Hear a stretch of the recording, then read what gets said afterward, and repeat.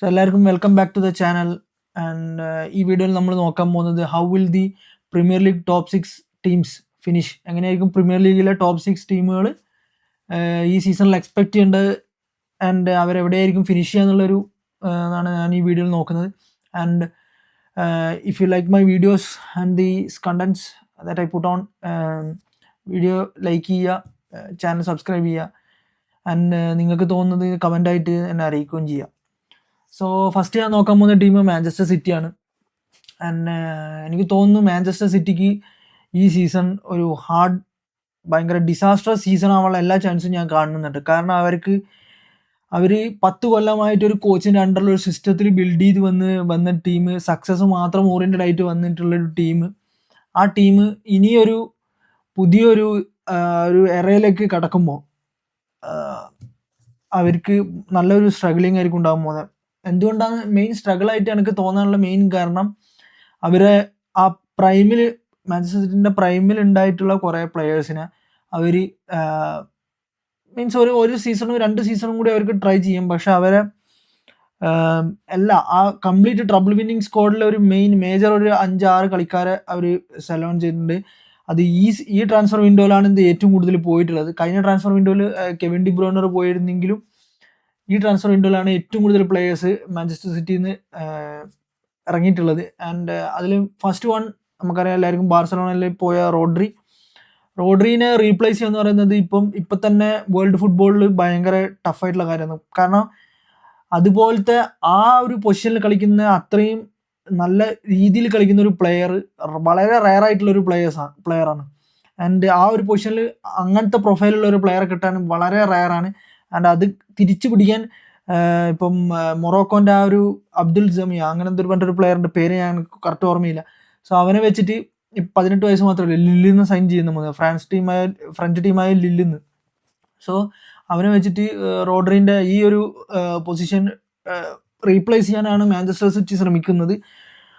അത് എത്രത്തോളം അവന് വേൾഡ് കപ്പിൽ നല്ലൊരു പെർഫോമൻസ് ഇട്ടായിരുന്നു, പക്ഷെ അത് എത്രത്തോളം ഒരു ഇതാവുമെന്ന് എനിക്ക് അറിയില്ല. ആൻഡ് ബട്ട് അത് എന്തായാലും ടൈം എടുക്കും. ഈ ടീം എന്തായാലും റീബിൽഡ് ചെയ്ത് വരാൻ ടൈം എടുക്കും. But one interesting factor is Enzo മറസ്കക്ക് ഐ തിങ്ക് ചെൽസിയിൽ നല്ലൊരു ഡീസൻറ്റ് ജോബ് ചെയ്തൊരു കോച്ചാണ് എൻസോ മറസ്ക. പലരും പല ഭിന്നഭിപ്രായങ്ങൾ പറയുന്നുണ്ടെങ്കിലും ചെൽസിയിൽ നല്ലൊരു വർക്കാണ് എന്നെ സംബന്ധിച്ചിടത്തോളം ചെയ്തത്. കാരണം മുമ്പ് വന്ന ഗ്രാം പോട്ടർ ആയിക്കോട്ടെ, ടുക്കലിന് ശേഷം വന്ന എല്ലാ കോച്ചുകളും എൻസോ മറസ്ക വരെ നല്ല സ്ട്രഗിൾ ചെയ്തിട്ടുണ്ട് ചെൽസിയിൽ.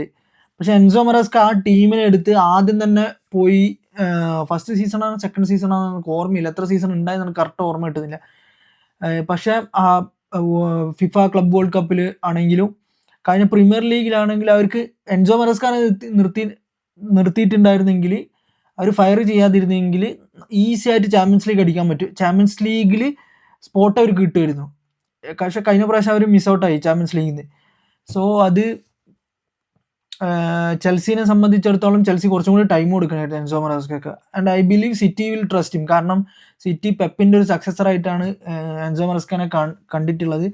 ആൻഡ് എനിക്ക് ആ കോച്ചിൽ വിശ്വാസമുണ്ട്, എൻസോ മറസ്കയിൽ. ബട്ട് എൻസോ മറസ്ക ഒന്നും കൂടി മീൻസ് ഇത്രയും പ്ലെയേഴ്സ് പോയിട്ട് പുള്ളീൻ്റെതായ ഒരു സിസ്റ്റം ബിൽഡ് ചെയ്ത് പ്രീമിയർ ലീഗ് പോലത്തെ ഒരു ഇതിൽ സിസ്റ്റം ബിൽഡ് ചെയ്ത് എടുക്കണമെങ്കിൽ കുറച്ച് ടൈം എടുക്കും. ഒരു സീസൺ ഈ സീസണിൽ മാച്ചസ് ഇട്ട് നല്ലോണം സ്ട്രഗിൾ ചെയ്യും. പക്ഷെ പുള്ളിക്ക് ടൈം കൊടുക്കണം. ടൈം കൊടുത്തു കഴിഞ്ഞാൽ നല്ല ഔട്ട്പുട്ട് ഉണ്ടാക്കാൻ പറ്റുന്ന ഒരു കോച്ചാണ്.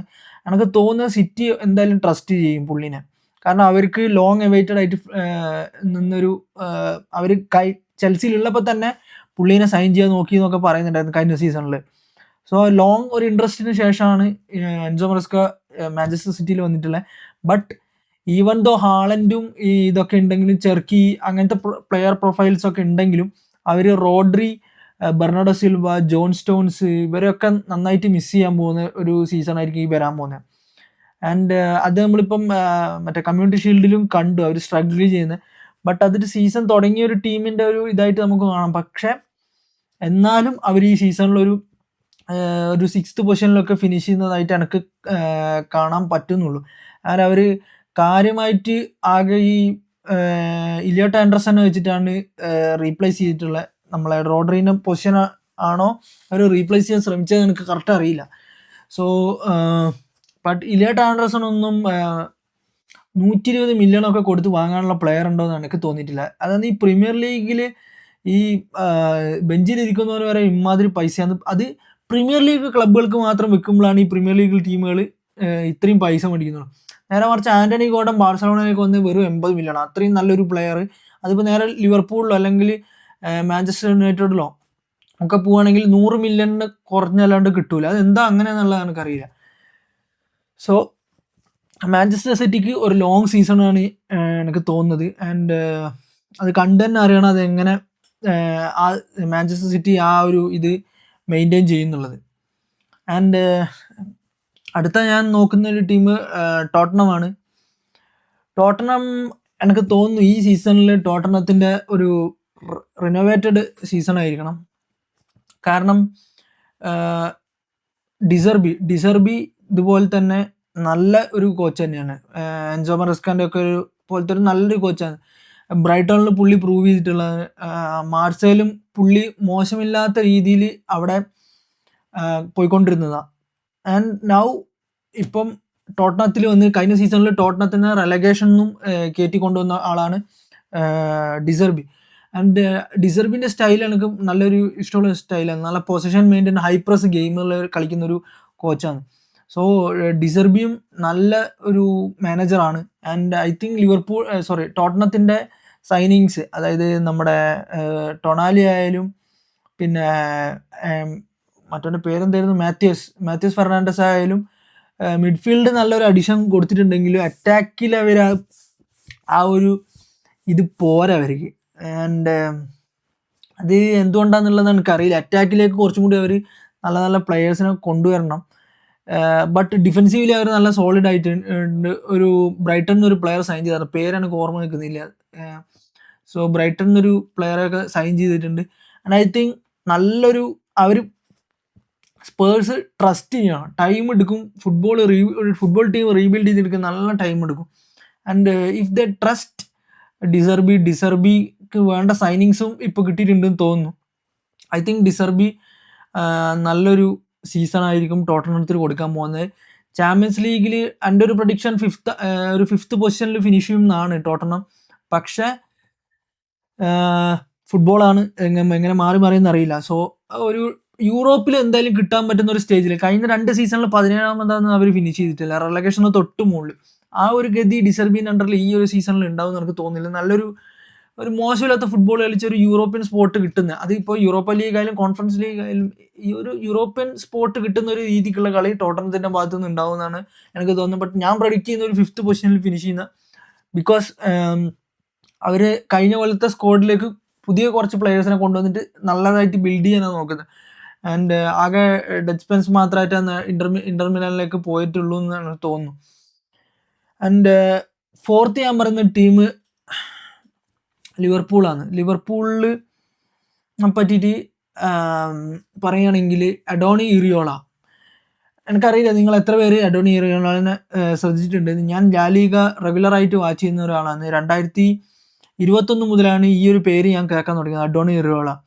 അഡോണി ഇറിയോള എന്ന് പറയുന്നത് നമ്മുടെ റയോ വലക്കാനോ, ലാലിഗയിലെ ക്ലബ്ബായ റയോ വലക്കാനോയിലാണ് കോച്ചിങ് കരിയറിൽ ഞാൻ ആദ്യമായിട്ട് ശ്രദ്ധിക്കുന്നത്. പുള്ളി അതിനു മുമ്പ് കോച്ച് ചെയ്തിട്ടുണ്ടെന്നുള്ളത് കറക്റ്റ് എനിക്കറിയില്ല. സോ റയോ വലക്കാനോനെ ലാലിഗയിൽ എത്തിച്ചത് പുള്ളിയാണെന്ന് എനിക്ക് ഓർമ്മയില്ല. ബട്ട് ലാലിഗയിൽ ഞാൻ പുള്ളിയെ ശ്രദ്ധിക്കുന്ന കാലം തൊട്ട് റയോ വലക്കാനോൻ്റെ കോച്ചായിരുന്നു. ആൻഡ് റയോ വലക്കാനോ അവരെ ഹോം സ്റ്റേഡിയത്തിൽ കളിക്കാൻ പറ്റാത്തൊരു ടീമാണ് ലാലിഗനെ. കാരണം അത്രയും ഒഫൻസീവ് ഫുട്ബോൾ കളിക്കുന്നൊരു ടീമാണ് റയോ വലക്കാനോ. അത്ര ഒഫൻസീവ് ഫുട്ബോൾ ആൻഡ് നല്ല ഇൻറ്റൻസിറ്റി ഉള്ള ഒരു ടീമിനെ പുള്ളി ഉണ്ടാക്കിയെടുക്കും. ആൻഡ് അതാണ് പുള്ളീൻ്റെ മെയിൻ ഹൈലൈറ്റ്. അഡോണി ഇറിയോള അടിപൊളി കോച്ചാണ്. യങ് പ്ലേയേഴ്സിനെ ഡെവലപ്പ് ചെയ്തെടുക്കാൻ പുള്ളിക്ക് പ്രത്യേക ഒരു കഴിവ് തന്നെയുണ്ട്. ആൻഡ് പുള്ളി ആണ് റയോ വലക്കാനോൻ്റെ ആ ഒരു ഫൗണ്ടേഷൻ ബിൽഡ് ചെയ്തിട്ടുള്ളത് ലാലിഗയിൽ. കാരണം അവർ ലാലിഗയിൽ വരുന്ന പ്രൊമോഷൻ കിട്ടി വരുന്ന ടീമുകളുടെ കാര്യം എല്ലാവർക്കും അറിയാം. കാരണം പ്രൊമോഷൻ കിട്ടും, അടുത്ത സീസണിൽ റെലഗേറ്റ് ആവും. പ്രൊമോഷൻ കിട്ടും, അടുത്ത സീസണിൽ റെലഗേറ്റ് ആവും. ഒരു കൺസിസ്റ്റൻറ്റ് പ്രീമിയർ ലീഗിൽ വരുന്ന പോലെ അത്ര ഫണ്ടും ഇതും ഒന്നും കിട്ടാത്തൊരു ലീഗ് ആയതുകൊണ്ട് ഭയങ്കര ഫിനാൻഷ്യൽ സ്ട്രഗിളിലായിരിക്കും എല്ലാ ടീമുകളും കളിക്കുന്നത്. അവർക്ക് ബാക്കിയുള്ള ടീമുകളെ പോലെ ട്രാൻസ്ഫർ മാർക്കറ്റിൽ വർക്ക് ചെയ്യാൻ പറ്റില്ല. സോ ഉള്ള പ്ലേയേഴ്സിനെ വെച്ച് തട്ടിക്കൂട്ടി ഒരു ടീം ഉണ്ടാക്കിയിട്ടാണ് എല്ലാവരും കളിക്കുന്നത്. പക്ഷേ ലാലിഗയിൽ റയോ വാലക്കാനോ പോലത്തെ ഒരു ടീമിന് ഇന്നും അവരിപ്പം കളിക്കുന്നുണ്ടെങ്കിൽ, അത് ലാലിഗ കളിക്കുന്നുണ്ടെങ്കിൽ അത് ഈ അഡോണി ഇറിയോള ലേ ചെയ്ത ഫൗണ്ടേഷനിൽ തന്നെ കളിക്കുന്ന ഒരു ടീമാണ്. ബിക്കോസ് നല്ല രീതിയിലായിരുന്നു ആ ടീം ഇവിടെ കളിച്ചുകൊണ്ടിരുന്നത് ലാലിഗയിൽ. അവരെ ഹോം ഗ്രൗണ്ടിൽ ഒരു രക്ഷയില്ലാത്ത കളി എന്ന് പറഞ്ഞാൽ ഒരു രക്ഷയില്ല. ഹൻസി ഫ്ലിക്കിൻ്റെ ഒപ്പം കളിച്ചിട്ടില്ല, സോറി, ചാവി ആയാലും നമ്മുടെ കോമനെ 8 നിലയല്ല പൂട്ടിയതാ 2021 8 നിലയിൽ. സോ ബാർസലോണക്കായാലും റയൽ മാഡ്രിഡിനായാലും നല്ലൊരു ടഫ് കോമ്പറ്റീഷൻ കൊടുത്തിരുന്നു ആ റയോ വാലക്കാനോന്റെ ഹോം സ്റ്റേഡിയത്തിൽ. ആൻഡ് ബർമൗത്തിലായാലും പുള്ളി അതിനേക്കാൾ അടിപൊളിയായിട്ട് നല്ല രീതിയിൽ കോച്ച് ചെയ്തിട്ടുള്ള ഒരു കോച്ചാണ്. 2-3 സീസണിൽ ബർമൗത്തിനെ ആദ്യമായിട്ട് അവരെ ഹിസ്റ്ററിൻ്റെ ക്ലബിൻ്റെ എത്രയോ വർഷത്തിൻ്റെ ഹിസ്റ്ററിയിൽ ആദ്യമായിട്ട് യൂറോപ്യൻ സ്പോട്ടിൽ പുള്ളി എത്തിച്ചിട്ടുണ്ട് റയോ വാലക്കാനോ. ആൻഡ് ഞാൻ എന്താണ് പുള്ളീനെ ഒരു ബിഗ് ക്ലബ്ബ് സൈൻ ചെയ്യാത്ത എന്നുള്ളത് ഞാൻ ഇങ്ങനെ നോക്കിക്കൊണ്ടിരിക്കുകയായിരുന്നു. And I think Liverpool has made the right decision Andoni ഇറിയോളനെ ഇതാക്കാനുള്ള. കാരണം പുള്ളി ഒരു ടോപ്പ് നോച്ച് അണ്ടർ റേറ്റഡ് കോച്ചായിട്ട് ഞാൻ കൺസിഡർ ചെയ്യുന്ന ഒരാളാണ്. ആൻഡ് പുള്ളിക്ക് എല്ലാ കോച്ചിനും ടൈം കൊടുക്കണം. ഇത് പ്രീമിയർ ലീഗിൽ പുതിയൊരു എറയാണ് ഇപ്പോൾ നടന്നുകൊണ്ടിരിക്കുന്നത്. 6 ടോപ്പ് 6 ടീമിൽ 5 ടീമിനും പുതിയ കോച്ചുകളാണ്. സോ അഡോണി ഇറിയോളക്ക് ടൈം കിട്ടിയാൽ പുള്ളി അടിപൊളിയായിട്ട് ടീമിനെ സെറ്റ് ചെയ്യും. ആൻഡ് ടീം എന്ന് പറഞ്ഞാൽ വെറും ചല്ലിബില്ലി ടീമല്ല, നല്ല ഒഫൻസീവ് ഫുട്ബോൾ കളിക്കുന്ന നല്ല പട്ടക്കൻ ടീമിനെ സെറ്റ് ചെയ്ത് തരും Andoni Iraola. And I believe in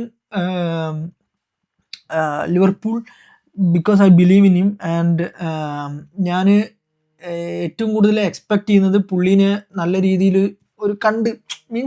പുള്ളി നല്ല രീതിയിലുള്ള ഒരു ഫുട്ബോൾ കളിച്ച് ലിവർപൂളിനെ ഒരു നിലയിലെത്തിക്കുന്ന എനിക്ക് കാണാൻ ആഗ്രഹമുള്ള ഒരു വ്യക്തിയാണ് ഞാൻ. ബിക്കോസ് അഡോണി ഇറിയോളയിൽ എനിക്ക് അത്രയും ട്രസ്റ്റ് ഉണ്ട്. ഞാൻ റിയലി എക്സൈറ്റഡ് ആയിട്ടുള്ള ഒരു ടീമാണ് ലിവർപൂൾ.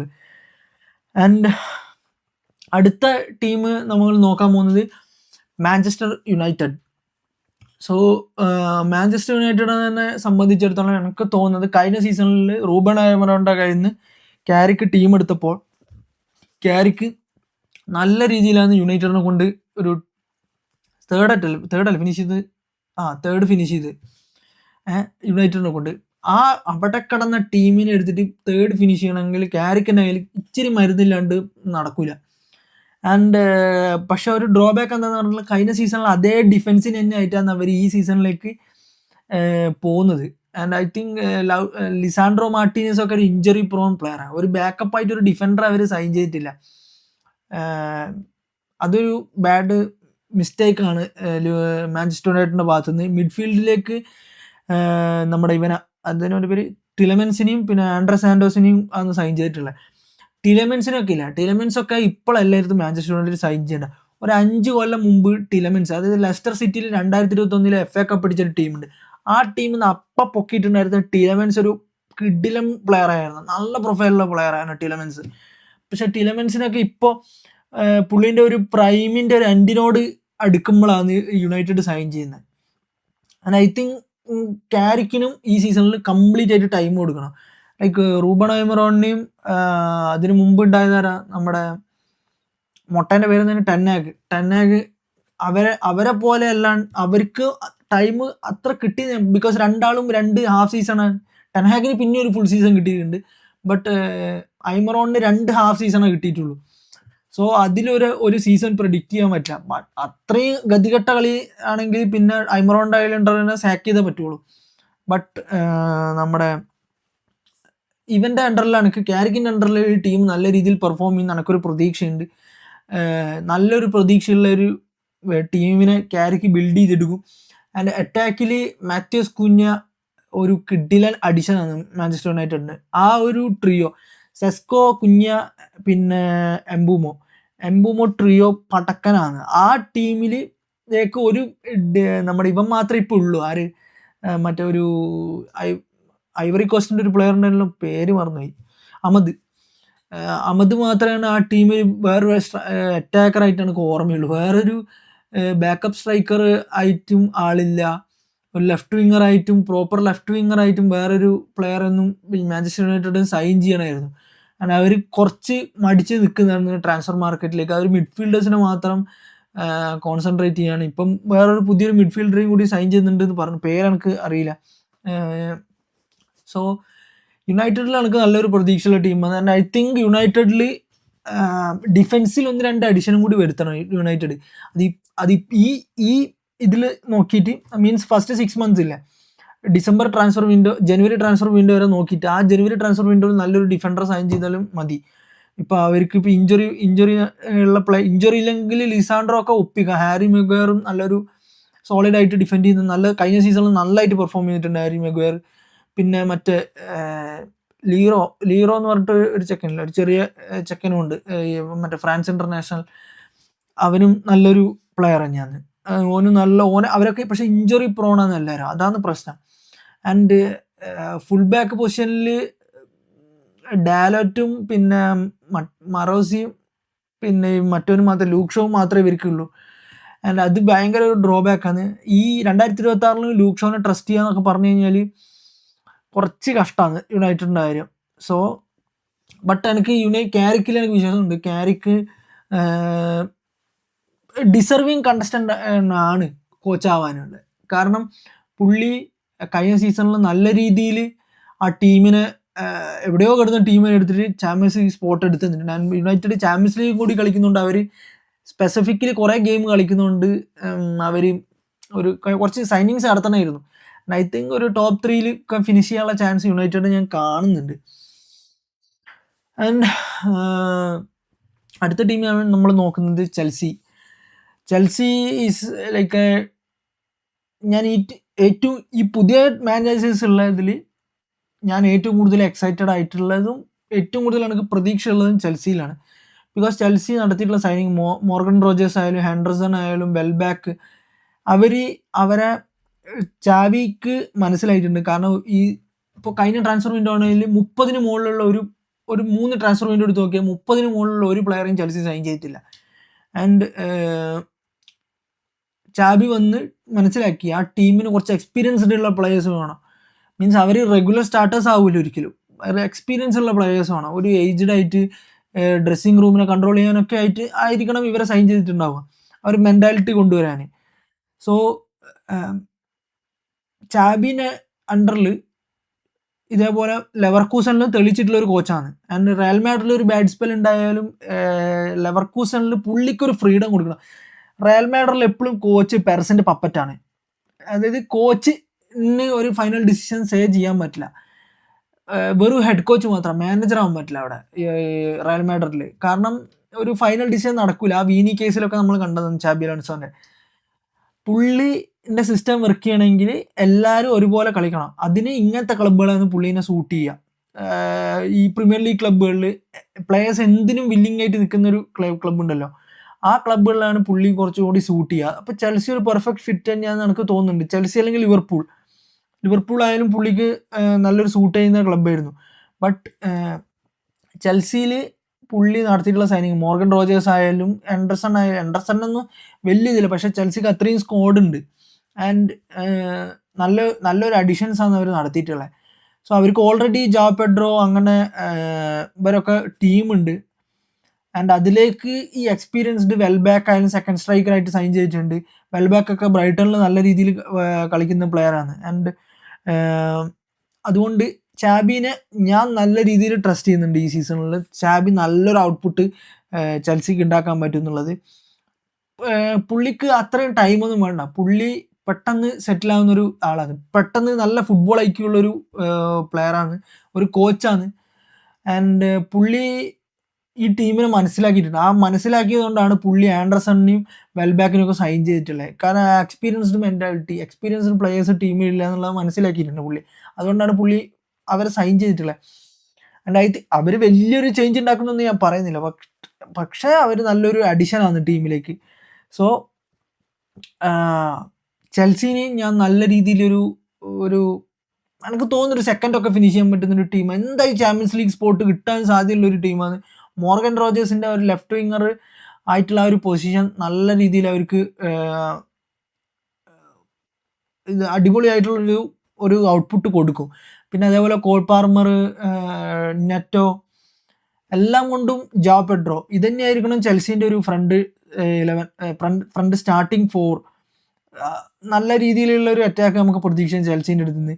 പിന്നെ എൻസോ ഉണ്ട്, പിന്നെ മറ്റൊരു പേര് ഞാൻ മറന്നുപോയി, അയ്യോ DMFൻ്റെ പേര് ഞാൻ മറന്നുപോയി, ആ ഇക്വഡോറിയൻ പ്ലെയർ ഇല്ലേ അവനുണ്ട്. പിന്നെ സെൻറ്റർ ബാക്കിലായാലും അവർ ക്രിസ്റ്റൽ പാലസിൽ നിന്ന് ഒരു ചെക്കനെ വാങ്ങിയിട്ടുണ്ട്. ആൻഡ് നല്ല നല്ല സൈനിങ്സ് നടത്തിയിട്ടുണ്ട്. സോ ചെൽസിനെ ഞാനൊരു സെക്കൻഡൊക്കെ പ്രതീക്ഷിക്കുന്ന ഒരു ടീമാണ് ഈ സീസണിൽ. ചാബി അലോൺസോ നല്ല രീതിയിൽ കോച്ച് ചെയ്യാൻ പറ്റും എന്ന് എനിക്ക് വിശ്വാസമുണ്ട്. ആൻഡ് ഫസ്റ്റ് നമ്മളെ ആർസണലാണ്. Arteta, I think Arteta will win a Premier League again. Because അർട്ടാറ്റക്ക് ഒരു അഡ്വാൻറ്റേജ് എന്താണെന്ന് വെച്ച് കഴിഞ്ഞാൽ ഈ 6 ടീമിനും പുതിയ സെറ്റിലേഴ്സ്, പുതിയ കോച്ചാണ്. അവർ സെറ്റിലായി എടുക്കുന്ന ടൈം കൊണ്ട് ഇവർക്ക് ആ ടൈം അഡ്വാൻറ്റേജ് എടുക്കാൻ പറ്റും ആർസണലിന്. And Arsenal already Premier League ജയിച്ചിട്ടുണ്ട്, അതിനുള്ള സ്ക്വാഡ് ഉണ്ട്. മാഞ്ചസ്റ്റർ സിറ്റിനായിട്ട് ഇപ്പോൾ അവർ ഏത് രീതിയിൽ കളിക്കുന്നു എന്നുള്ളത്, നല്ല രീതിയിൽ കളിക്കുന്നു എന്നുള്ളത് നമ്മൾ കണ്ടിട്ടുണ്ട്. മാഞ്ചസ്റ്റർ സിറ്റിനെ കമ്മ്യൂണിറ്റി ഷീൽഡിൽ 3-0 തോൽപ്പിച്ചിട്ടുള്ളത്. ആൻഡ് അവർക്ക് അതിൻ്റേതായ ഒരു ഇതുണ്ട്, അതായത് എക്സ്പീരിയൻസ് ഉണ്ട്. ഒരു 2 കൊല്ലത്തൊക്കെ സുഖമായിട്ട് അർട്ടേറ്റക്ക് പ്രീമിയർ ലീഗ് ഭരിക്കാൻ പറ്റും, ഇവരൊന്ന് സെറ്റിലാവുന്നവരെ. കാരണം അതിനുള്ള സ്ക്വാഡ് അവർ ബിൽഡ് ചെയ്യുന്നുണ്ട്. നല്ല രീതിയിൽ ബാക്കപ്പ് ആയിട്ട് ബ്രൂണോ ഗിമാരസിനൊക്കെ സൈൻ ചെയ്തിട്ടുണ്ട്.